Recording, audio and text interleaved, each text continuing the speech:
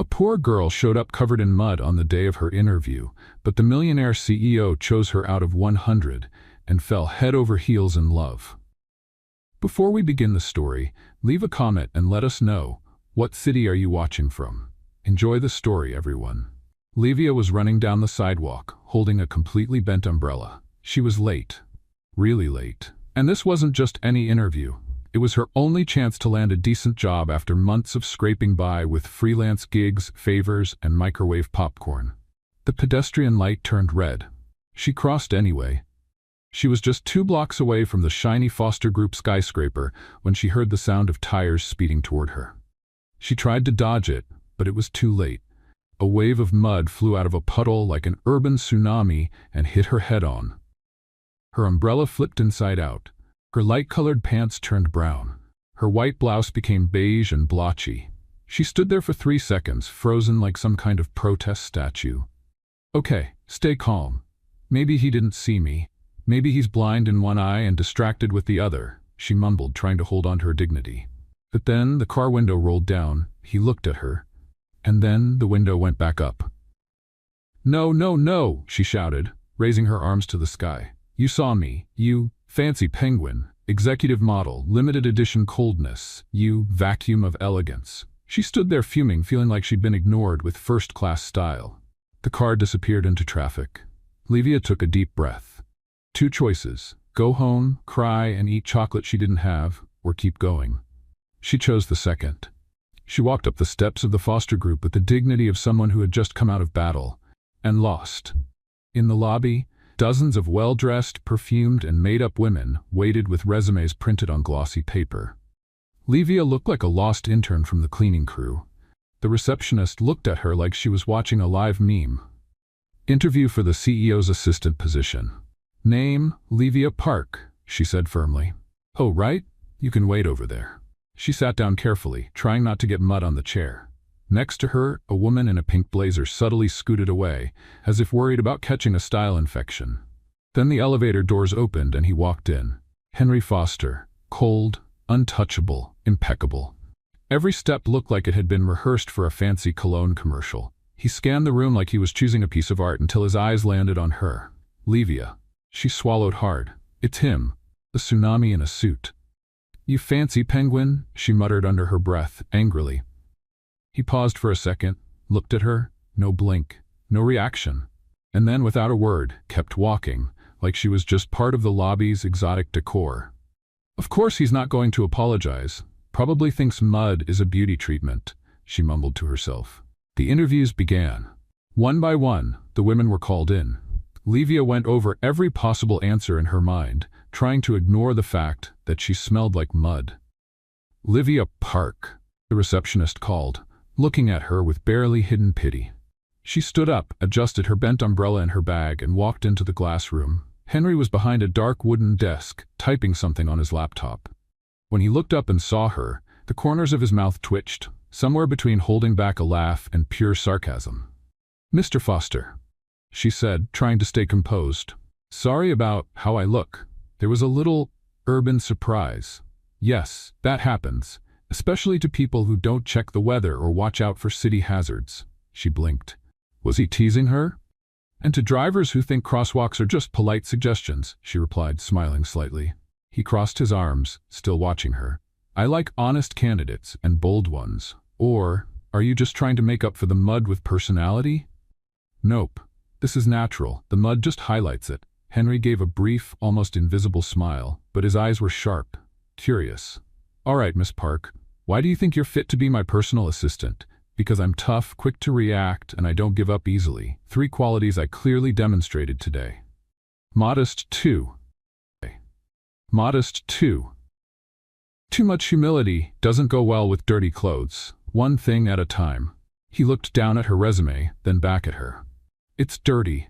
I was trying to match the overall theme, and then he laughed. A short laugh. A real one. Well, Miss Park, this interview is definitely different. Good. I tend to make lasting impressions. Henry stared at her for another second, and even though he didn't say anything, he clearly remembered the car, the puddle, and the girl covered in mud who looked at him like she could shoot lasers from her eyes. But he didn't apologize. Didn't admit anything. He just made a note on the paper in front of him. "You may go, Miss Park. We'll be in touch." She stood up. "If you're planning to splash someone again, please pick a different day. This one's already been enough."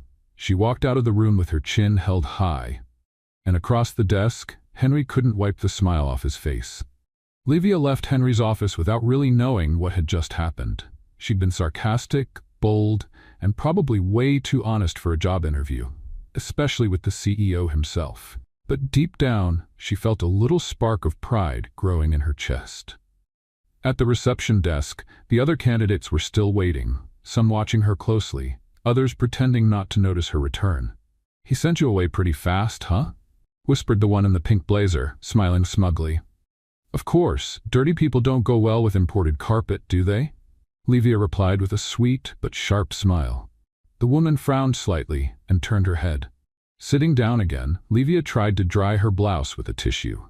Everything about her screamed unprepared. The wet clothes, messy hair, stained resume. And yet, she felt like something had shifted inside her. Maybe it was just adrenaline, or maybe it was the look Henry gave her before she walked out.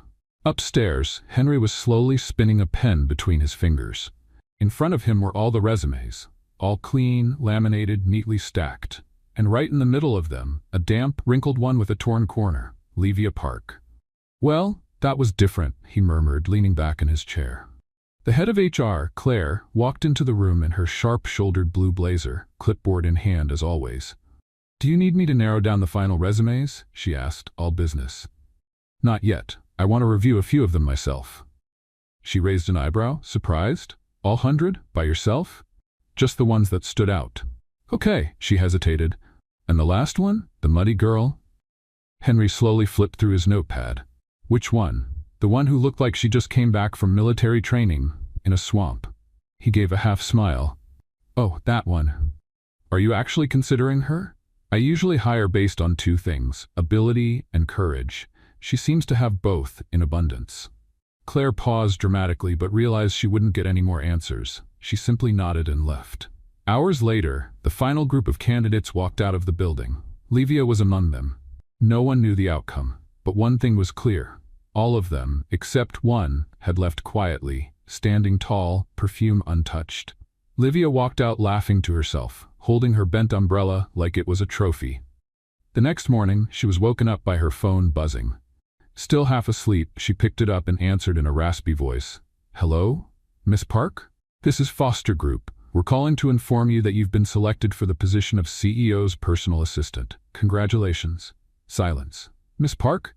"Oh yes, of course I was chosen?" "Yes, we'll need you here tomorrow at 8 a.m. Please bring your documents, and I was chosen?" she repeated, now shouting. "Yes, miss, is everything all right?" "Everything's wonderful. I'm great. I mean, sort of, but thank you. See you tomorrow, bye." She hung up and just stared at the screen, speechless. This has to be a prank. Back at Henry's office, Claire couldn't hide her curiosity. "You actually hired her?" "Yes. Why? Because none of the other 100 candidates made me laugh. Not once." Claire narrowed her eyes. "Henry, this is a company, not a comedy club." "Exactly, and someone who can get through public embarrassment and still keep together has more potential than someone with a perfectly typed resume. Or maybe you just like a challenge." "Maybe," he smiled. "Or maybe I'm just bored." The next morning, Livia was standing outside the Foster Group building before 7:30. She wore her best outfit, still just a simple blouse and a business skirt with a small rip pinned in place. Her hair was tied up in a bun that looked ready to fall apart at any moment. "Good morning," she said to the front desk guard with a big smile. He gave her a puzzled look, but let her in. She rode the elevator up, staring at her reflection in the mirror. "All right, Livia, time to prove you earned this. No falling, no tripping, no soaking anyone." The doors opened, and she was shown to the CEO's floor. A stern-looking woman named Melissa pointed to a makeshift desk near the main office. "This will be your spot for now, and don't touch anything, not even the coffee." "Understood, but what if the coffee spills on me?" Melissa didn't laugh. She just turned her back. Livia looked around. Everyone seemed like they walked out of a corporate fashion magazine. She felt like the only extra who read the wrong script. Minutes later, Henry's office door opened. He stepped out with confident strides and a direct gaze. He stopped in front of the new employee. "Miss Park? Mr. Foster? You're early, just trying not to repeat yesterday's grand entrance. You're off to a good start, you're clean." She gave a wry smile. "For now." Henry turned, but just before stepping into his office, he said without looking back, "Keep up the pace." She blinked, surprised. "Sorry?" He had already closed the door. In the break room, two employees spoke quietly. "Did you see she got hired?" "The mud girl? Really?" They say she told Henry a few hard truths, and he laughed. He laughed? Exactly. "Wow. You think she's related to him? Or a secret girlfriend?" "I doubt it. That one, she looks like trouble, and Henry doesn't do well with trouble." "Right. I bet she won't last a week." Back at her desk, Livia opened her new notebook and scribbled on the first page. "Day 1, still not fired. I'll take it." She had no idea the real test was still ahead. Livia's official first day as the CEO's personal assistant began with one goal: not mess anything up, at least not before lunch. Her resolve lasted exactly 11 minutes. It all started with the coffee. The tray was steady, she was focused, the carpet was slippery, and the heel she borrowed from her cousin caught on the hem of her pants. The sound of the cup crashing echoed down the hallway like a clumsy orchestra.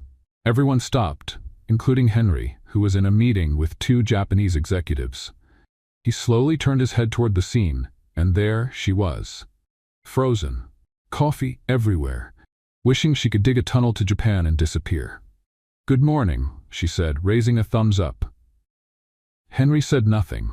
He simply closed the glass door to the meeting room with surgical calm. His look, however, promised revenge through spreadsheets. "Off to a great start, Park," murmured Melissa, the senior assistant, walking by with her colorful clipboard in automatic disdain. Livia rushed to clean the floor, tripped slightly on the rag, and even managed to bang her elbow on the corner of the printer. It was official. Chaos had begun.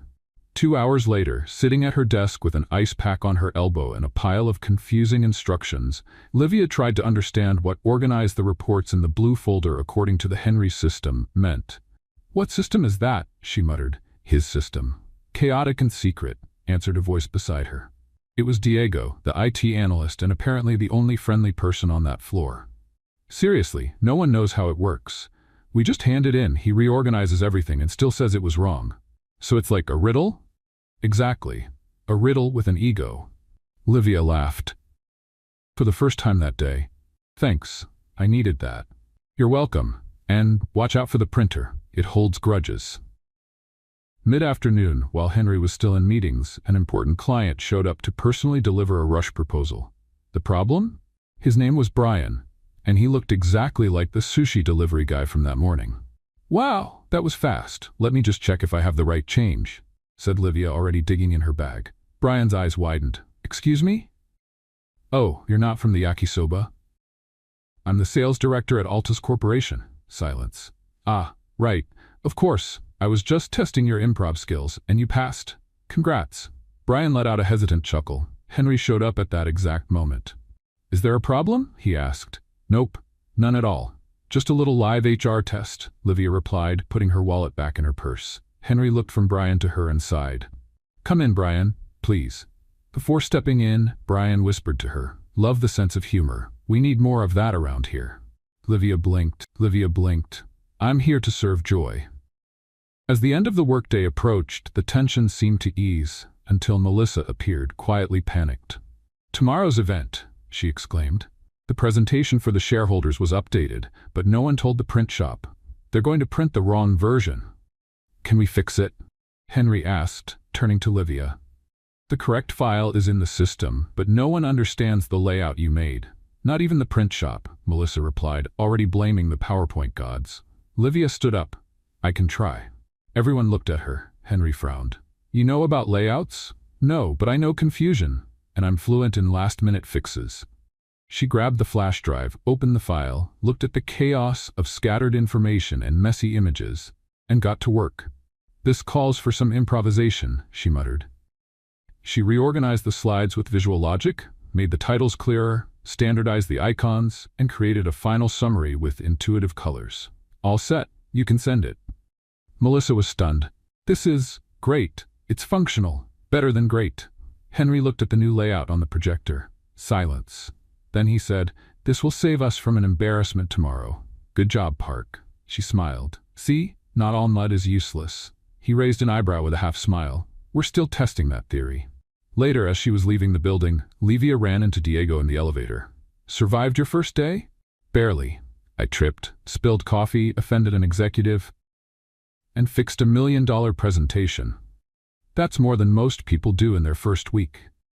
I hope that earns me some points, or at least makes for good stories when I get fired. If I know Henry, he'll keep you around out of pure curiosity. He loves a mystery."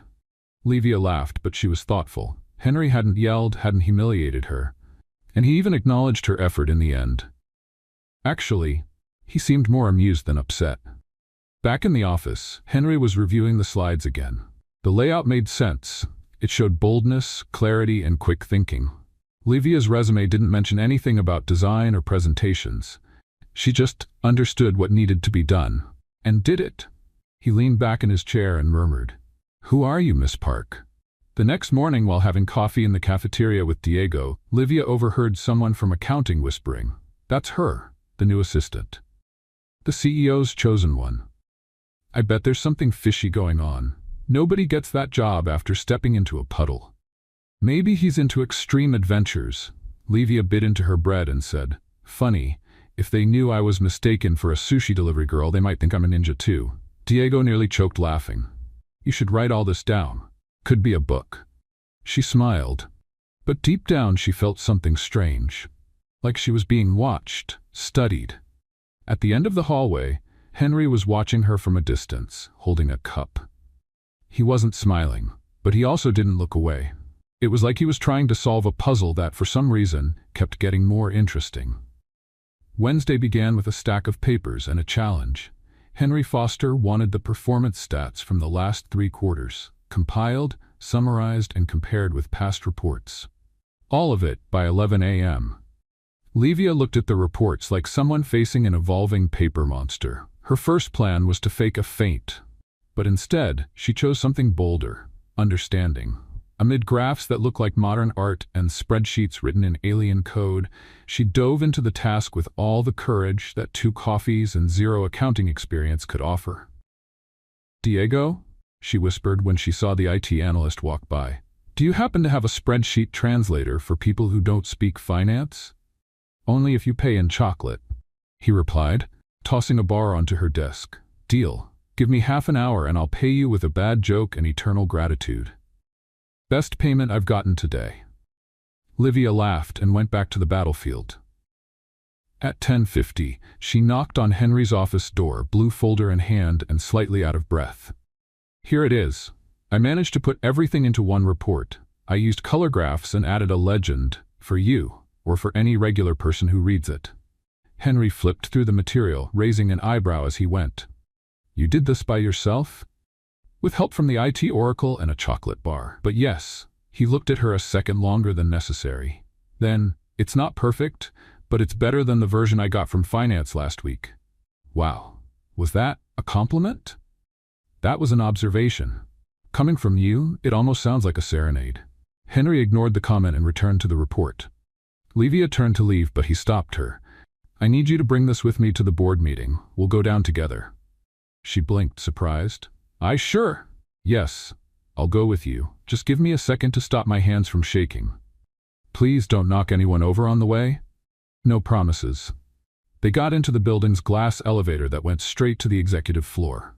The silence at first was comfortable, until halfway down the elevator stopped, and it wasn't the right floor.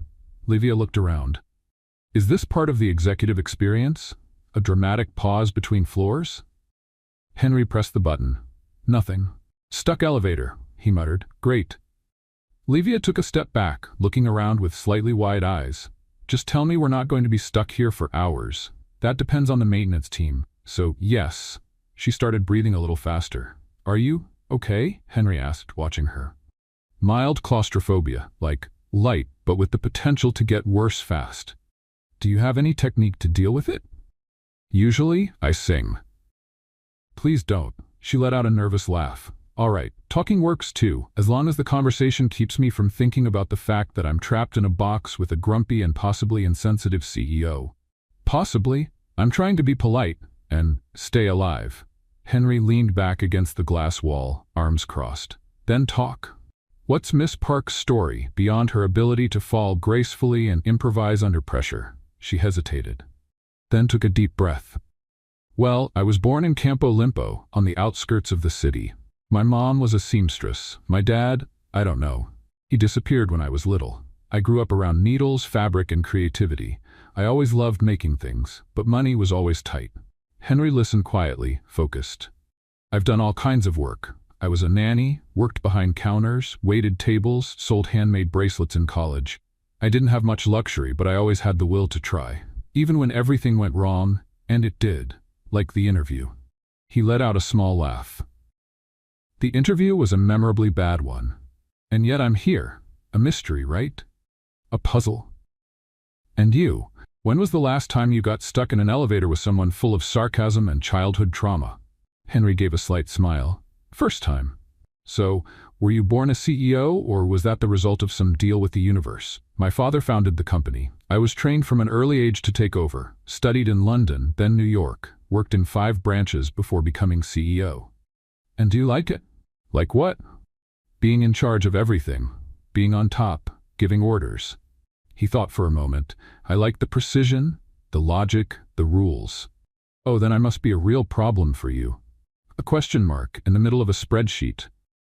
She laughed out loud, relaxing a little. I like that one. Can I use it? Only if you give me credit. The elevator was still stuck. Livia slid her back down the wall until she was sitting on the floor. Did you know I once got locked inside a bus for 2 hours? The driver forgot I was asleep in the back seat. That's too tragic to be funny. I thought so too, until I had to jump out the window when the alarm went off. And guess what? The siren followed me all the way home. And you still volunteer to get in elevators with me? I enjoy excitement, and I might be a little dumb, apparently. Henry sat down on the floor too, across from her. You're unlike anyone I've ever worked with. Is that a compliment or a warning? Haven't decided yet. She looked at him for a moment. His eyes didn't have their usual coldness. There was curiosity, interest. Something was there, hanging between them. Henry? Why did you hire me? He took his time. Because you didn't try to look perfect, and because even after being humiliated in public, you didn't back down. Livia smiled but looked away. I thought it was because I'm loud and budget-friendly. That too. The elevator radio crackled. The guard's voice came through. Mr. Foster? Miss Park? Maintenance is here. 5 more minutes. Thank you, Henry replied, standing up. Livia stayed seated for another second. You know, if I tell my mom about this, she's going to say I'm making up a soap opera again. Then tell her it's a documentary, more realistic. She laughed and held out her hand. He pulled her up firmly. For a brief moment, they stood closer than necessary. Their eyes met. No smile, no joke. But something happened there, something quiet. The elevator door opened with a ding. Henry let go of her hand. His cold demeanor returned. Let's go, we're late. Livia nodded, her breathing now steadier. They stepped out of the elevator and walked side by side. No touching, no talking, but there was a new silence, a silence full of unspoken words. Let's play a little game for those who only read the comments. Type pizza in the comments. Only those who got this far will understand. Now let's get back to the story. And for the first time, it didn't feel so bad. On Friday afternoon, the day dragged on between spreadsheets and meetings, when Henry suddenly appeared beside Livia's desk. He rarely walked through the departments, but there he was, as quietly impressive as ever. Miss Park, he said, just as she accidentally knocked the cap of her pen onto the floor. Oh, yes? She replied, bending down to pick it up with as much dignity as one can have while bumping their forehead on the desk. I have a business dinner tomorrow night. I need someone from the team to come along and handle some materials during the reception. Livia blinked. A business dinner? Exactly. It's a presentation for shareholders. I need someone efficient to take care of the behind-the-scenes details, preferably someone who won't spill the wine. She raised an eyebrow.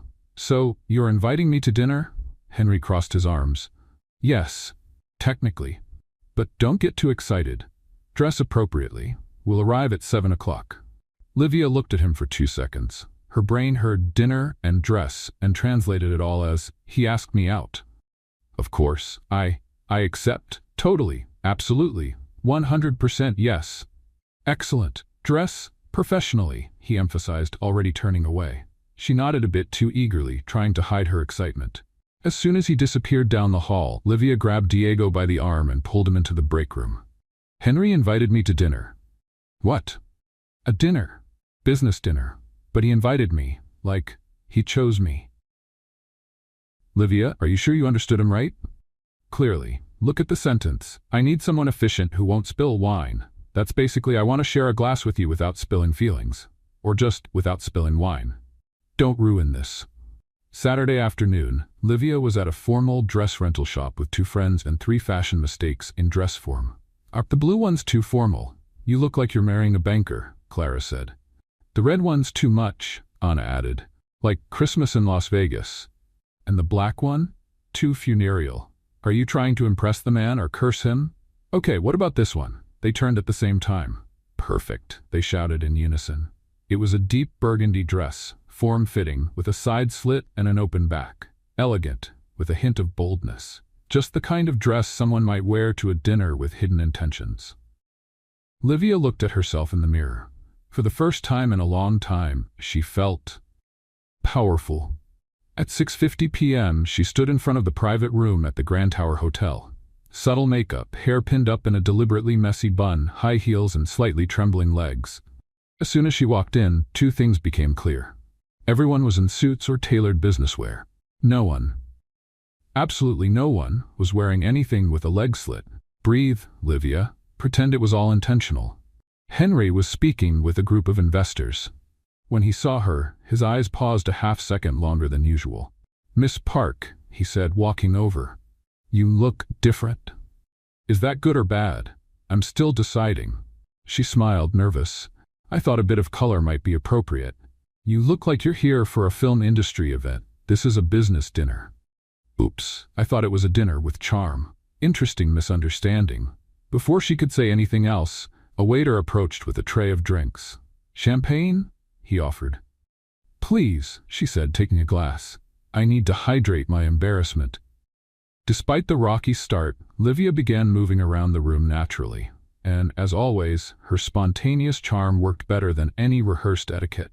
Soon, she was laughing with 2 investors from Spain, explaining that a correct spreadsheet with the wrong graph is like pizza with pineapple. Some pretend to like it, but deep down they know something's wrong.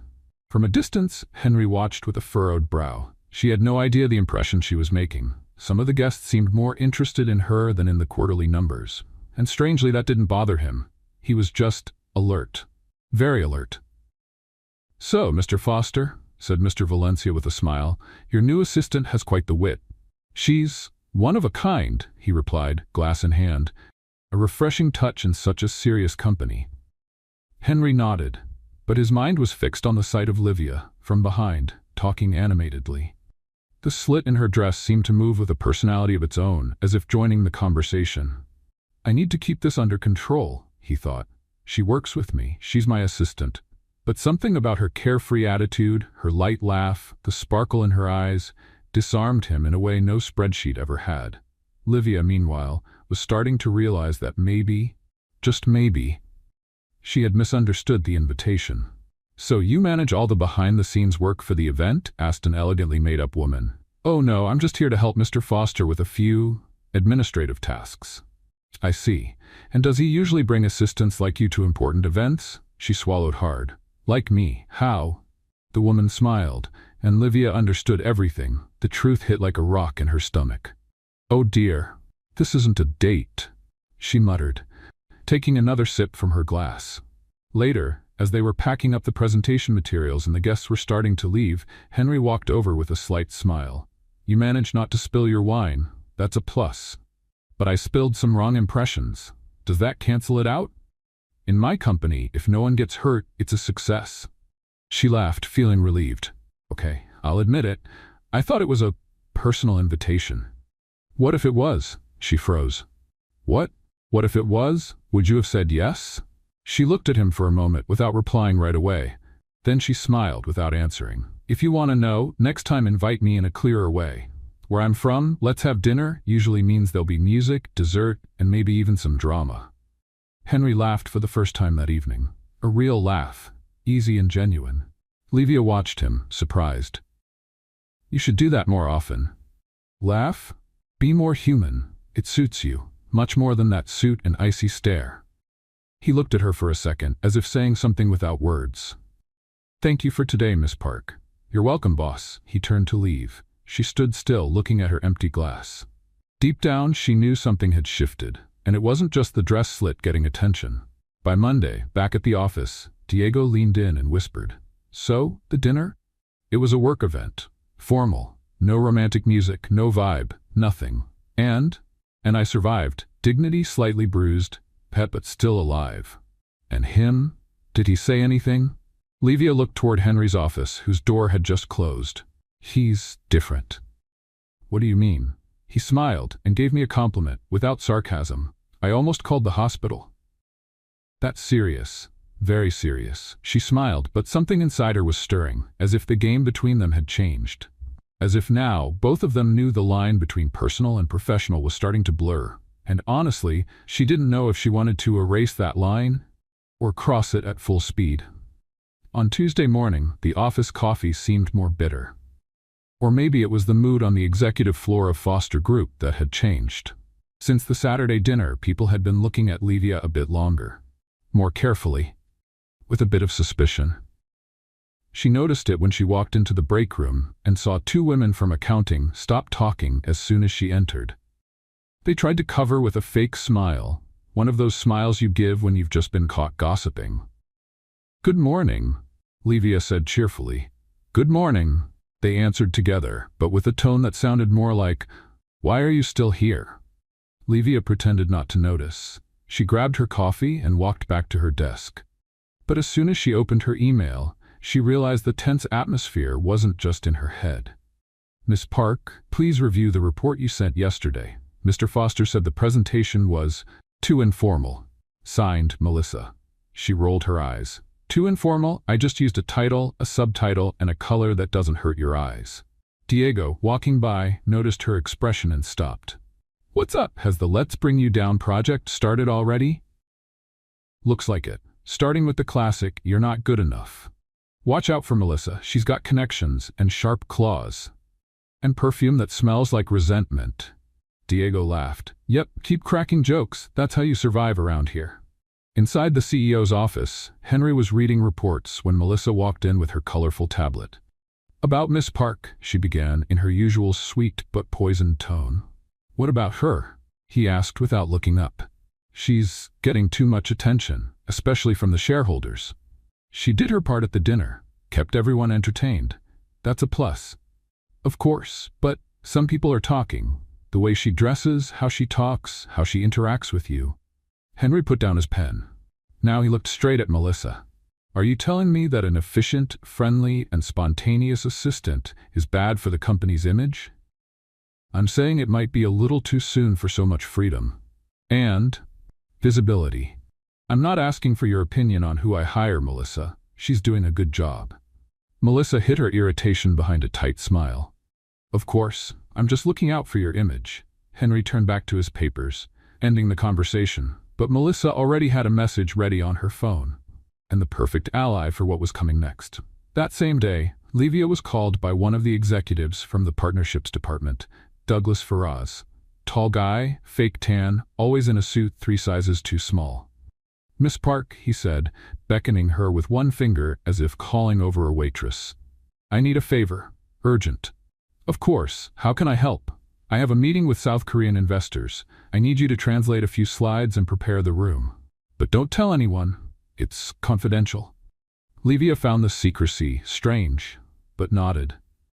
"All right, send me the files." She spent the afternoon organizing everything, adapting the material, until Diego quietly walked into the room. "What are you doing with the Horizon Project files?" "What do you mean? This material is confidential and for directors only. You're not supposed to be touching it." Livia's eyes widened. "Douglas asked me to." Diego paused for a second. "Livia, this might be a setup." She felt her stomach drop. Oh my God, was I stupid? No, you were naive, and around here that's pretty much the same thing. That night, Henry called Livia into his office. Come in, close the door. She did. His tone was sharp. He stood by the window facing away. Explain why you accessed confidential board documents without authorization. I was told to help with Douglas's presentation. He said it was urgent and confidential. And you didn't find it odd that this came from someone who's not even in your department? I thought it was strange, but I wanted to prove I was capable, that I could do more. Henry took a deep breath. This could have jeopardized a contract. A confidentiality clause was breached. They could use this against us. I didn't know. Exactly because you didn't know, you should have consulted me. She stayed silent, then lifted her chin. So now I'm a problem? No, you're impulsive and in a delicate position. You need to understand that not everyone plays fair here. Then tell me, who wants to bring me down? Almost everyone, except me. She blinked. Is that supposed to be a compliment? It's a warning. She crossed her arms, annoyed. If you regret hiring me, just say so. I'll leave right now and you can replace me with another corporate Barbie. No one told you to be different. And since when is being different a threat to the company? Since people started getting scared of being replaced by someone without the right pedigree, but with real talent. They stared at each other. There was tension, frustration, but also respect. So what do I do now? She asked, calmer. Henry stepped closer to the desk. Prove you belong here, but be strategic, less impulsive. That's going to be hard. I'm all impulse. I noticed. She grabbed the folder with the reports. If I get fired, I at least want the right to say goodbye with a song. As long as it's not Evidencia's. Darn, that was my first choice. He smiled, unintentionally. And she saw it. Good night, Mr. Foster. Good night, Miss Park. She left, closing the door gently behind her. Henry stood for a moment, then sat down and muttered, This girl is going to be the death of me or save this place. Livia, still with her heart racing, went down to the lobby. She needed air. Across the street, Melissa watched from a restaurant window, wine glass in hand. Douglas sat beside her, smiling. She won't last long, he said. I hope not. But if she does, we might need a bigger fall. You're cruel. I'm practical. They clinked glasses like signing a contract without paper. The next day, Livia arrived early. Earlier than anyone else. She put on her headphones, tied her hair back, and locked herself in an empty meeting room. She spent 2 hours preparing a strategic report with operational improvements she had noticed in recent weeks. She pointed out flaws in workflow and suggested simple solutions that could save thousands. By late morning, she printed everything and placed it on Henry's desk. No note, no warning. At the end of the day, he appeared beside her desk. I read your report. She looked up, tense. And? Impressive. Really? Unfortunately, yes. Was that? A compliment, but let's keep it between us. I don't want the company thinking I'm going soft. Too late. I saw you smile yesterday. Fake news. She laughed, and so did he. Just for a second. Then Henry turned and walked back to his office, and Livia stayed there, smiling to herself. Because despite the traps, the gossip, and the risks, she knew one thing. He was starting to believe in her, and maybe, just maybe, that was more dangerous than any sabotage plan. On Friday morning, the office was buzzing. The most anticipated fashion event of the season, the Foster and Trends Showcase, was happening that evening. And, to everyone's surprise, the one in charge of coordinating the internal logistics was none other than Livia Park. Me? She asked, holding the event schedule folder like it was a wasp's nest. You. Henry wants you to handle backstage management, staff coordination, and scheduling with the vendors, Claire from the events team explained. He said you have a certain talent for handling chaos. Me? Chaos? That's ridiculous, Livia replied, right as she dropped both her pen and water bottle at the same time. By early afternoon, she was already at the event venue, a large renovated warehouse in the Liberty District. Lights, cables, spotlights, models running in high heels, flying hangers. It was the usual fashion show mayhem. Clipboard in hand, Livia was doing her best to keep things under control. She was checking service orders, model entrances, music cues, and speech timings. Everything was going smoothly, until things started to fall apart. Livia, a stage assistant yelled. The DJ just got here and says the playlist is all mixed up. He received the wrong version. What? I sent the final one last night. And the catering just arrived, but they say they weren't scheduled until 2 hours from now. This is all wrong. She opened her emails. Everything she had sent was correct, but the attachments in the forwarded messages had old dates, wrong versions. Who forwarded this? She muttered, squinting at the screen. At the bottom line, forwarded by Melissa Rocha. In the dressing room, veteran model Bella Marquez peeked out at the chaos. Nearly 6 feet tall, with a raspy voice and the poise of a stylish general, Bella watched like a queen who'd seen her share of battles. "Girl, this place is upside down. Where's your team?" "I am the team," Livia replied, trying not to break down, "and apparently also tonight's scapegoat. And you're giving up?" "No, but if I scream, it might come out in Hebrew." Bella smiled. Something about Livia reminded her of her younger self, a charming mess. Brave in a reckless kind of way. "Then let's fix this. Come with me." With the help of Bella and a stylist named Jean, who wore a silk flamingo print scarf and shouted louder than all the assistants combined, Livia pulled together an impromptu task force. Jean changed the runway backdrop to black. The blue lighting clashes with the main brand's collection. "Darling, blue and red only work on flags. A runway needs elegance." "Bella, are the models for the second round ready?"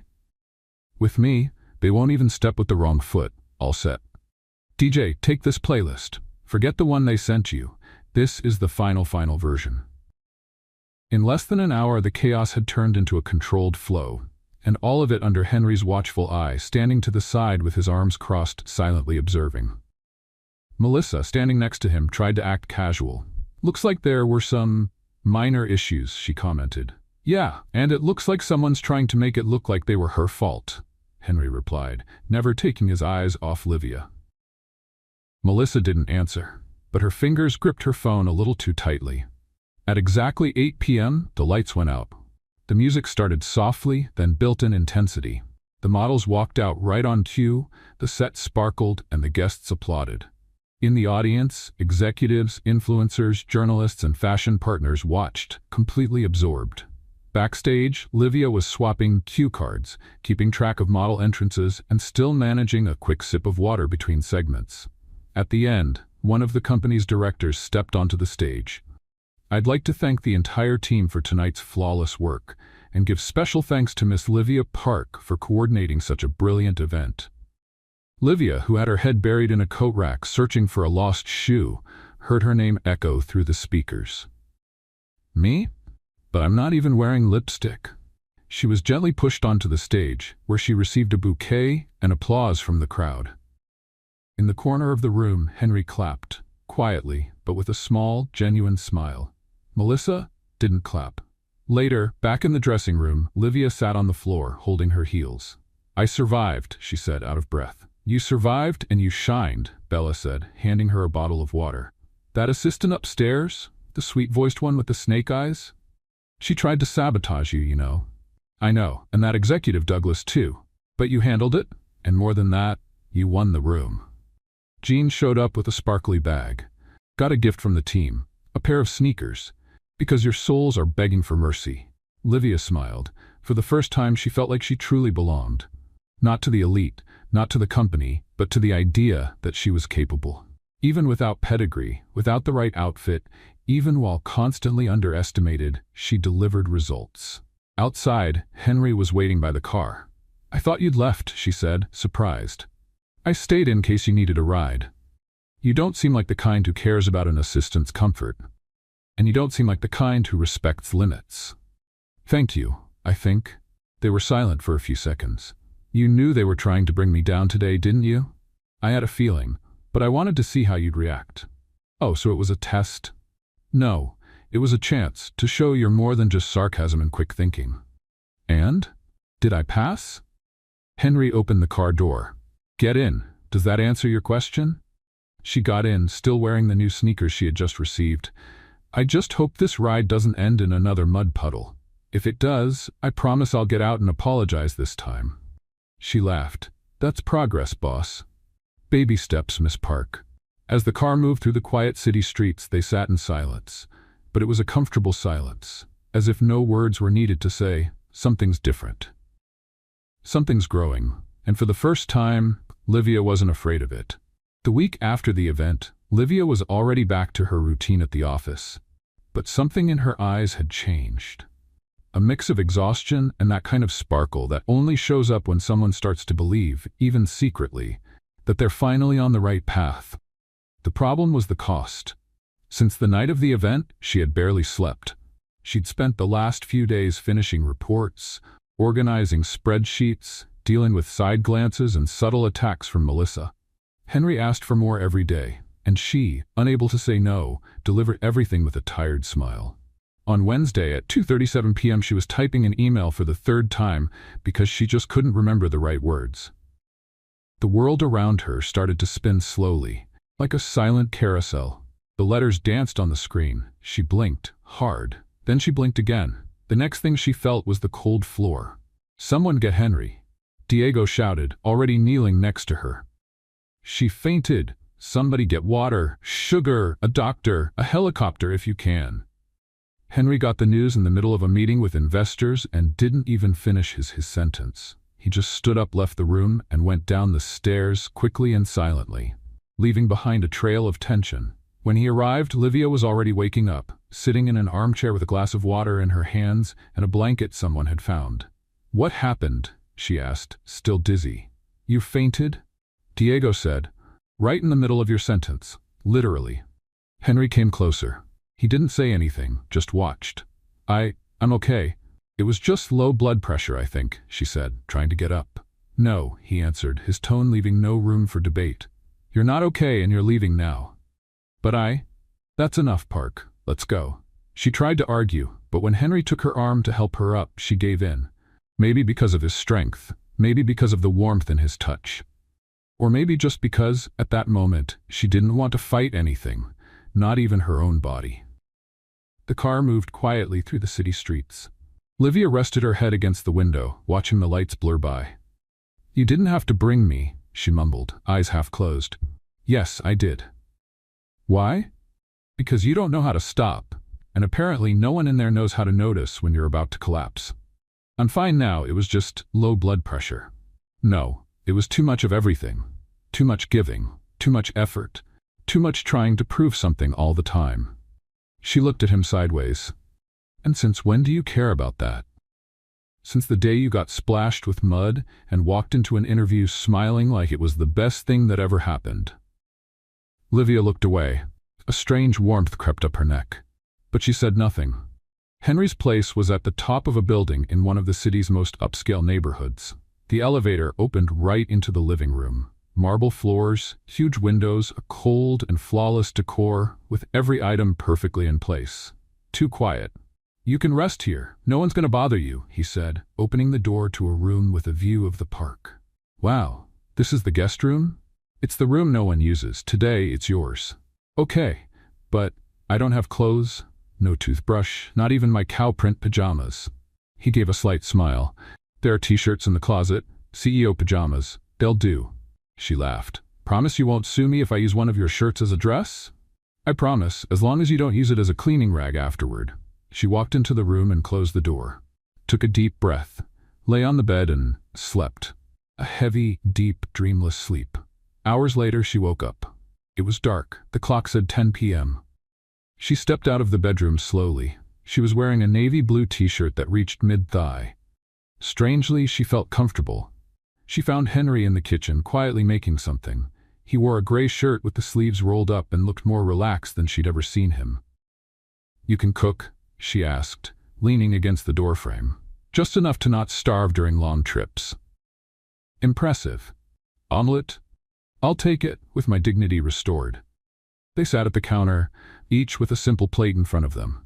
"This is delicious, honestly. Thanks. I trained with the most demanding French chef of all." "Really?" "YouTube." She laughed out loud. "Okay, now I believe it. Henry Foster is human." "I always was. You're the one who put that armor on me." "No, you showed up wearing it. I just tried to find the buckle." Henry watched her for a few seconds. Her face was calmer now, her hair loose, her skin still pale but glowing. "Why didn't you tell me you lost your mom so young?" he asked in a softer tone. Livia took a deep breath. "Because everyone loses someone, and I didn't want it to be an excuse. I grew up with my mom as my whole world. When she was gone, I promised I'd be strong, that I'd do something good." For me, and for her. And you're doing it. She smiled, but her eyes welled up for a moment. Some days I wake up thinking I am, others, not so much. I understand. Have you lost someone? My brother, younger, car accident. I was 19, he was 16. The silence that followed wasn't heavy, it was respectful. Almost like a shared moment. Is that when you turned into this efficient robot? She asked with a sad smile. That's when I learned that losing control hurts, and that the pain doesn't go away, it just changes shape. Livia nodded. Their eyes met, this time without walls. You're less intimidating when you talk like this. And you're more dangerous when you're not yelling. Yelling is my survival language. They laughed. And then, in the middle of the quiet that followed, it happened. Henry slowly reached out and touched her hand on the counter. Just that. But it was like a spark. A soft touch. Almost nothing. Almost. Livia didn't pull away. Didn't say a word. She just looked at where their hands met, as if that simple gesture said everything they'd been avoiding. He didn't speak either. But his gaze had changed. It was more open, more real. You should sleep more, he said gently without moving his hand. You too. Sleep more. And smile. It helps. Can you stop giving me orders for 5 minutes? Not even in my dreams. The touch lingered for a few more seconds. Then he pulled his hand back, stood up, grabbed the plates and started washing them. Like nothing had happened. But something had. And they both knew it. The next morning, Livia woke up with sunlight streaming through the windows. The t-shirt still carried his scent. The room was too tidy, but the pillow had the exact shape of a full night's rest. She got dressed, tied her hair up, and found Henry in the living room. Good morning, she said. Did you sleep well? Better than I have in months.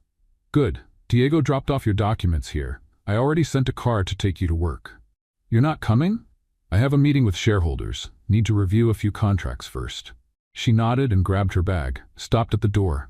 Thank you for yesterday, for the room, for the omelet, for everything. You're welcome. But next time you decide to faint, try to pick a less inconvenient time. She smiled. Got it. I'll put it in my schedule. Faint with elegance. And before she left, she added, oh, and thanks for the touch too. Literally. He didn't answer, but his eyes said everything. In the car, on her way to work, Livia leaned her forehead against the window and smiled to herself. It was just a touch, but it changed everything. Everything started with a notification on Diego's phone.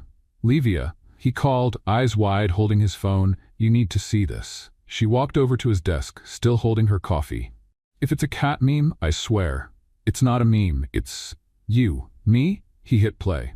The video was less than 30 seconds long. It showed a young woman running with an umbrella just before getting hit by a wave of mud.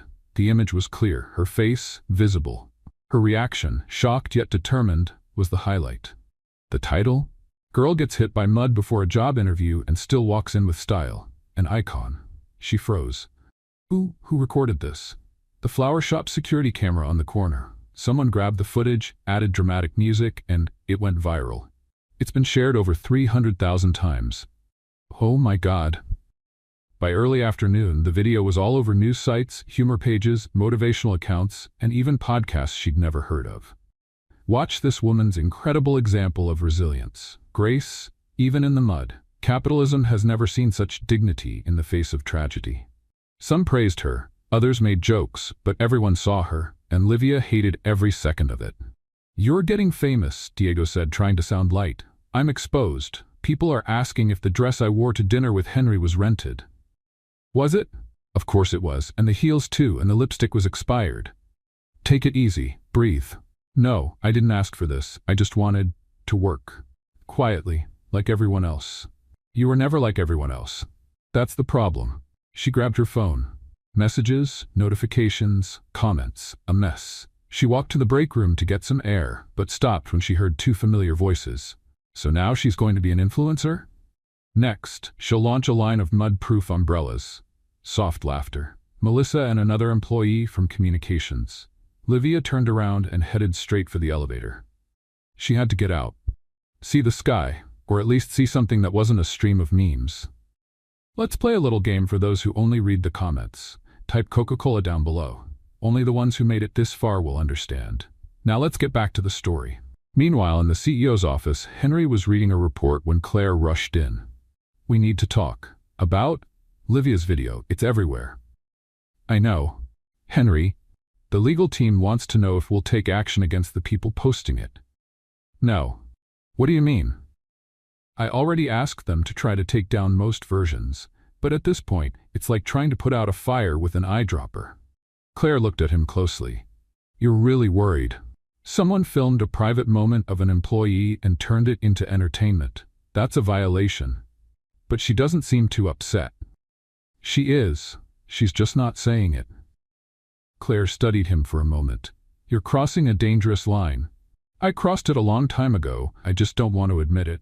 Livia was sitting on a bench outside the building, trying to reply to a message from her sister when her phone rang. "Henry," she answered with a sigh. "Hi. Where are you?" "Getting some air. Can I join you?" She hesitated, then said, "It's a public space. I can't stop you." A few minutes later, he sat beside her. "I asked them to try and remove the videos," he said, straight to the point. "I know. Diego told me. I did it for you." "And who said I wanted that?" He turned his head. "I thought I was protecting you." "You don't need to protect me, Henry. I'm not a victim, and I'm definitely not some rescue project. That's not what I... Do you have any idea how exposed I feel? How much people are laughing? Calling me mud girl? They're also calling you strong, brave, inspiring. But I didn't ask for that. I just wanted to be good at my job, without becoming a joke, without becoming a symbol, without being the assistant everyone pities or looks at with too much interest." Henry pressed his lips together, as if he wanted to say something but couldn't find the words. "You want to know why this bothers me so much? Because now everyone will think I'm here because I went viral. Not because I'm good. Not because I work my heart out to prove my worth, but because you protected me. That's not true. You're one of the most capable people I've ever worked with. But no one knows that. All they see is the mud, and the way you look at me when you think no one's watching."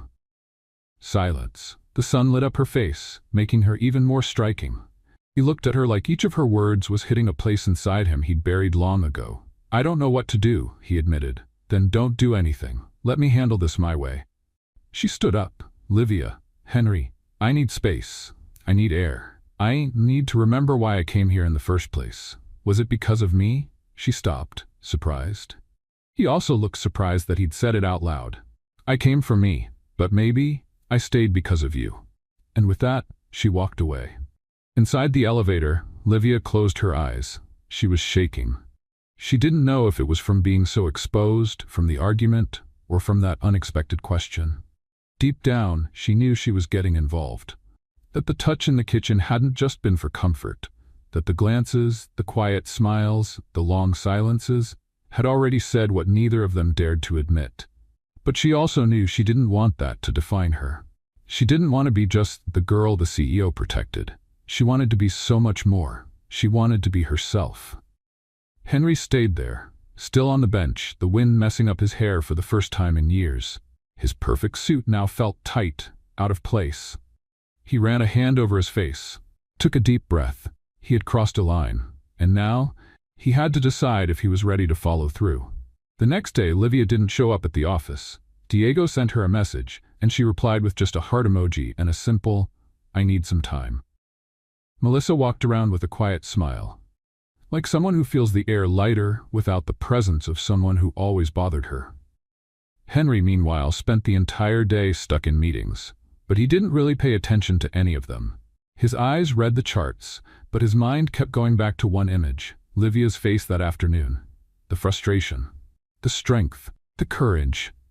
That night, he went up to the penthouse, and for the first time, the silence bothered him. He picked up his phone, opened the gallery. There was only one picture of Livia, out of focus, taken by accident at the fashion event, when she was laughing with a glass of water in her hand and borrowed sneakers on her feet. He looked at that photo for a long time. Then, he whispered, "I'm lost, Park." 3 days went by. On the 4th day, a letter arrived at Henry's office, handwritten, on simple paper. "Henry, I didn't leave because I gave up. I left because I realized I was forgetting about myself in the middle of all this. I'm loud, clumsy, awkward, but I'm also loyal, creative, strong. And you, You're a mystery I'd love to figure out, but not at the cost of losing myself. Thank you for everything. See you around. Livia. He read it, then read it again. He got up, grabbed his keys, and walked out of the building without saying where he was going. Because he knew. He knew that see you around could still turn into stay, but only if he had the courage to, for the first time, fight for something that wasn't written in a contract. In the days following her departure from the company, Livia rediscovered silence. A different kind of silence from what she used to feel in the office when Henry was focused. This one was more raw, full of uncertainty. But at the same time, there was a kind of relief in not having to filter her words, smiles, or glances. She spent Saturday morning organizing boxes of old papers, notes for a blog that never came to life, business cards from failed interviews, and some photos of her mother. In one of them, the two of them were laughing, faces covered in paint with stained t-shirts. You'd like him, Mom. He's complicated, and I'm even more so. She sighed. It was impossible not to think about Henry, about the way he looked at her, the way his voice softened when he spoke quietly, the way he held her hand in the kitchen, the way he read the letter. She knew he did. She could feel it. But she also knew that just feeling wasn't enough. He needed to choose, and not just choose to be with her, choose to lower his guard. Meanwhile, Henry walked through the foster group headquarters with a new kind of silence. His steps were still steady, his instructions clear, but his mind distracted. No presentation felt exciting. No meeting was important enough to make him forget the space Livia had left behind. Claire noticed, Melissa noticed, even Diego noticed, who now had 3 roles trying to cover all the admin mistakes Livia used to fix on the fly. On Monday afternoon, Claire stepped into his office with a reminder. Paris, Thursday. Meeting with the Trésor people from Europe. Yes, I know, Henry answered, twirling a pen between his fingers. Do you want Melissa to go with you? He frowned. No. So, Henry paused for a few seconds, then stood up. Keep tomorrow afternoon free. For what? I have an invitation to make. Livia was leaving a coffee shop when the car stopped in front of her. She recognized the driver, and beside him, Henry, in a suit and tie, but with the most human look she had ever seen on his face. Are you following me now? She asked, folding her arms. I need to talk to you, but not here. Can you give me 15 minutes? She thought about it, then nodded and got in the car. If you're kidnapping me, just know I'm terrible company in captivity. I talk too much and eat everything in the fridge. It's a risk I've decided to take. They went to a quiet cafe in the old part of town, sat at a corner table, no bodyguards, no formalities. Why am I here, Henry? He looked at her for a few seconds before answering. I'm going to Paris this week, representing Foster Group in a meeting with European investors. Okay, safe travels. I want you to come with me. She laughed, surprised. What do you mean? I want you to come as my translator and assistant, but also as the woman who understands more than anyone when things get out of control. Are you inviting me on an international trip? Yes. After watching me walk out the door with a "see you around," because I don't want that "see you around" to turn into goodbye. And I don't know how to fix things here, but maybe, somewhere else, far from the gossip, the pressure, and the foster, maybe we can really listen to each other. She looked at him carefully. For the first time, Henry wasn't speaking like a CEO. He was speaking like a man who seemed vulnerable. And what if I say no? Then I'll understand. And I'll let you go. She thought about it for a long moment. Are you sure you don't just want someone to hold your papers during the meeting? I want someone to tell me if my tie's crooked, and to laugh if I mess up my French, and to remind me the world doesn't end when something goes off. Wow, you really need me. Yeah, I do, she smiled softly. All right then, but only if I get to pick my own seat on the plane. No business class trying to suffocate me with expensive champagne. You can sit by the window. Deal. The Eiffel Tower sparkled like a lit-up jewel in the night. The cold Paris wind blew through Livia's hair as she held a cup of hot chocolate she bought from a street cart. I know there are fancier places to go, she said, sitting on a bench with Henry beside her. But this is perfect. Best hot chocolate I've ever had. Of course it is. It was bought with €5 and heart. They laughed, and then sat in silence, the kind of silence that doesn't need to be explained. You know what I liked most about today? She asked after a while. Tell me. Watching you speak broken French. My French is perfectly fine. Je suis café au lait is not a functional sentence. She consistent. She understood me. Because she felt sorry for you. More laughter. Then she looked at him differently, a little more serious, a little deeper. Why did you bring me here, Henry? Really? He took a moment to answer. Because I couldn't sleep anymore knowing you weren't around. She looked down, bit her lip. I'm not easy. I'm a walking mess. I talk too much. I feel too much. And that's exactly what draws me in. They looked at each other. And then, slowly, he reached up and touched her face.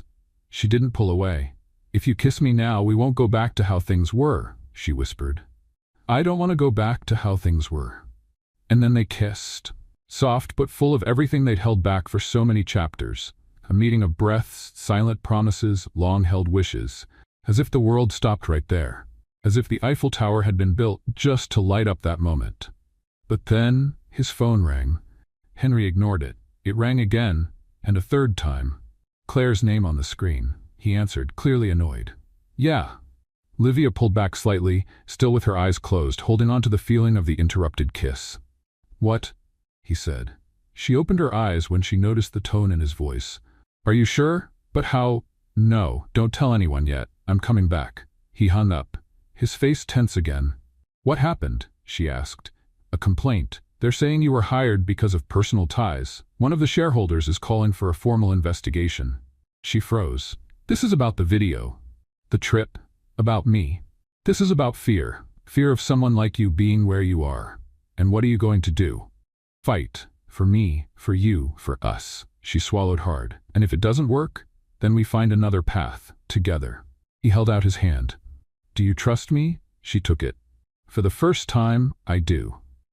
Back at the hotel, they spent hours talking about everything. The future, whether or not to go back, how to handle the growing corporate Cold War. But something had changed. They weren't running anymore. Not from themselves, not from each other. They were together. And that changed everything. It felt strange to return to Foster Group after Paris. The world outside still felt enchanted, full of light dancing on the Seine, hot chocolate in paper cups, and whispered confessions in uncertain accents. But inside the mirrored glass building, reality was cold, formal, heavy. As soon as Henry and Livia walked through reception, the whispers started. Hidden smiles, sideways glances, conversations cut off mid-sentence. They took the same elevator, but in silence. This time, there was no power outage. What froze them now were the consequences. You sure you want to come up with me? He asked, eyes on the numbers climbing the panel. I'm sure I don't want to pretend anymore. He nodded, and in that small gesture as much was said as in any long speech. In the executive meeting room, the atmosphere was tense. 3 board members, Claire, 2 lawyers, and Melissa sitting in the back with her legs crossed, watching with the look of someone waiting for the exact moment to flash a poisonous smile. Mr. Foster, one of the board members began, we received a formal complaint claiming Miss Park was hired based on a personal relationship, not on professional qualifications. That's not true, Henry replied calmly. She was hired after a standard interview, clearly the most capable among the candidates. Even after the initial incident? Especially because of it. She showed resilience, quick thinking, and character. A quiet murmur rippled through the room. Henry, said another board member, our main concern here is how the company's image is being affected. Employees are talking, partners are asking questions, shareholders are putting on pressure, and the viral video only made things worse. I understand, but her competence speaks for itself. And what about your personal relationship? Silence. Livia, who had been sitting quietly in the corner, stood up. May I speak? The board nodded. She walked to the center of the room, standing tall. I'm not here because of a relationship. And if anyone here thinks I was given special treatment, sorry. She looked directly at Melissa, but I've worked harder, fought harder, and delivered more than many people with fancy last names and tailored blazers. Melissa looked away. I never asked for special privileges. And if the presence of a woman with a strong voice and ideas that don't follow the usual mold makes people uncomfortable, maybe the problem isn't the video, it's the mirror it's holding up to you. The silence in the room grew heavier. Henry looked at her as if he wanted to applaud, but he knew she didn't want applause, she wanted respect. The board president cleared his throat. Until the investigation is complete, we suggest Mr. Foster temporarily step down from his executive duties. This is ridiculous, Henry said. It's necessary for the integrity of the company. Henry leaned back in his chair and took a deep breath. A dangerous pause, then he nodded. Very well, I'll do it, but only until everything is clarified. Hours later, the news had already spread. Henry Foster was stepping down. For now. And along with that came a wave of rumors about Livia. The same faces that once praised her were now whispering in corners, laughing behind her back, avoiding eye contact. This isn't fair, Diego said, slamming his hand on the table. You didn't do anything wrong. It doesn't matter, Livia replied. In this place, perception is reality, and my image has already been painted with the wrong colors. You're just gonna let this happen? She looked at the office door, then at the folder of reports on her desk. Finally, at the badge hanging from her neck. No. I'm going to make the only right decision. Henry was in his penthouse, staring out at the city through the window when she arrived. She wore simple clothes, her hair tied back, but her eyes, they were clear and firm. I came to say goodbye. He turned instantly. What? I resigned today. Livia, I don't want you to be pushed aside because of me. I don't want to be used as anyone's shield or weapon. This us didn't start the way it should have, but I want it to continue the right way. And walking away is the right way? It means stepping back before we get swallowed by a system that doesn't understand what we feel. I know what I feel, and I do too, but this isn't about feelings right now. It's about protecting you, the company, us. Henry stepped closer. His eyes were red. You're leaving me. She placed her hand on his face. I'm leaving the job, not you. And what if I want both? She gave a soft, sad smile. We all want everything, but sometimes we have to choose what saves us first. He held her hand. I don't know how to do this without you. You do. You just forgot for a while. They stood there, close, breathing the same air, heart to heart. And after this, he whispered, what happens to us? We'll see. Maybe we'll find each other again. Maybe we'll write a new story. No mud, no badges, just us. For real. He kissed her, a kiss full of longing even before the goodbye, a kiss of promise, a goodbye that held a quiet, don't go. When they pulled away, she looked into his eyes. You have to be the CEO now, strong, clear-headed. I'd rather just be Henry with you, maybe one day. But today, you have an empire to clean up, and I have a new path to find. She turned to leave. Before walking out the door, she looked back over her shoulder. Thank you for everything, for seeing me when no one else did. He stood there, still as if moving might break something inside him. And then she left. Alone. But with her head held high. That night, Henry didn't sleep. The next morning, he showed up at the company, even without authority to act. He sat in a room nearby, just watching. He saw incomplete reports, missed deadlines, decisions with no heart behind them. Livia was missed. Not just for her work, but for the soul she brought into the place. Meanwhile, she walked through the city, felt the wind on her face, stopped in a bookstore, scribbled ideas in an old notebook. She didn't know what was coming next. But for the first time, she felt at peace. 6 weeks passed. 6 weeks since Livia had turned in her badge and left Foster Group with a heart full of longing and conviction. 6 weeks since Henry had stepped down, only to return days later after the investigation ended and the board backed off without a single argument. The final report was clear, no wrongdoing found, no proven favoritism, just rumors and envy.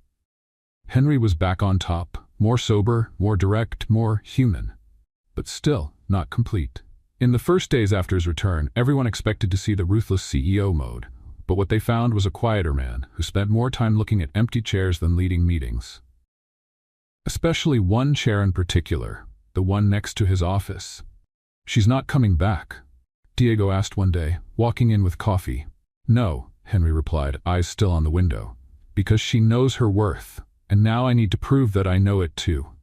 Across town, Livia was trying to start over. She launched a blog called Survival Guide to Adult Life, the brutally honest version, where she shared daily stories with sharp humor, irony, and of course, a lot of emotion. Within a few weeks, she was gaining followers, a lot of them. Brands started sending products, followers asked for videos, podcasts, advice, but every morning she still woke up feeling like something was missing, or rather, someone. Maybe I just missed the company coffee, she joked one morning to her friend Anna. Or maybe I miss the man who made the worst omelet in the world feel like the best dinner of my life. Anna just smiled and handed her a white dress. Try this one on. You never know when someone might propose. Anna, you never know. One Friday afternoon, while finishing a new blog post, the intercom rang. Miss Park, a delivery for you. But I didn't order anything. When she went downstairs, she found a black envelope with golden letters. You always said you liked strange invitations. So here it is. It's not a dinner, it's not an interview, it's a new beginning. Tonight, 7 p.m. Address, a place she instantly recognized. The fashion event went. Blinked, shivered, laughed, then shivered again. He wouldn't, he couldn't, no, but he did. At exactly 7 p.m., she arrived at the place. There were lights, candles, and soft background music, the same from the fashion show. At the center of the room, Henry was waiting, in a dark suit, but wearing white sneakers. Henry? You came. I couldn't not come. Well, since you're here, I hope you brought your sense of humor, because this is going to get weird. He pulled something from his pocket. A piece of paper. He read it. Marriage proposal model A, too formal. Model B, way too dramatic. Model C, with rhymes, terrible.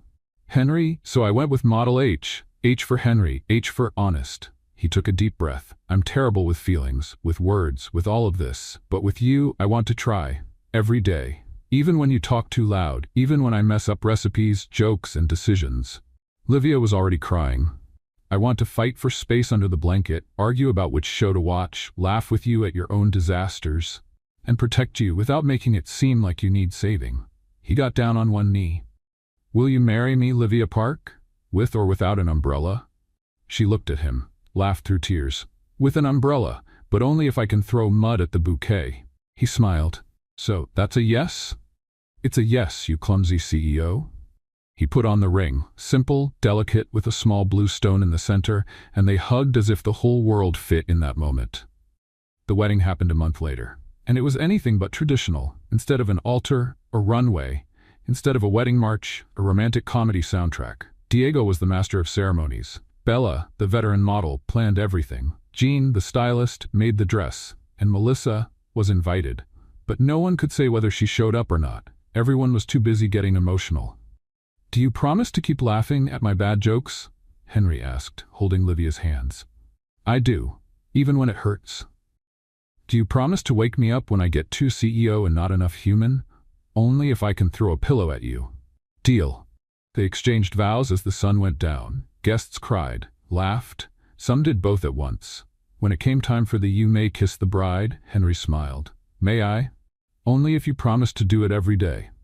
I promise, even when we're old and I forget where I left my tie. And I forget what time our favorite show is on. The kiss was more than a kiss. It was a seal of peace, reunion, and the future. At the reception, Livia danced with everyone, even with Henry, who tried to keep the rhythm but missed every step. You dance worse than you cook, she teased, but I kiss better than both. Okay, you win. They twirled, laughed, and in the background a song played. Life is full of surprises, but love is the best one of all. And it was true, because between flipped umbrellas, messy reports, awkward dinners, and interrupted kisses, they had found what really mattered. Each other. What did you think of Livia and Henry's story? Leave your thoughts in the comments. On a scale from 0 to 10, what score would you give this story? Don't forget to subscribe to the channel and turn on notifications to keep up with all our stories. And be sure to check